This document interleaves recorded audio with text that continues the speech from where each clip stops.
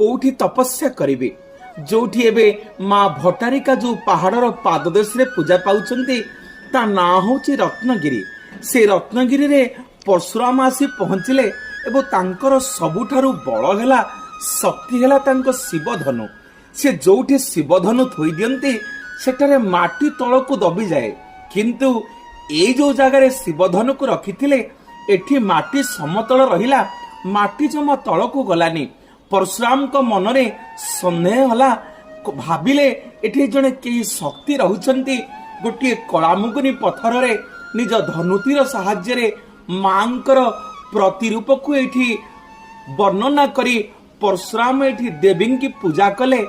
मां को कृपारु भट्ट मानंकु बा क्षत्रिय मानंकु से परास्त करिथिबारु निपात करिथिबारु एठारे मां को ना हैला भट्टारिका एवं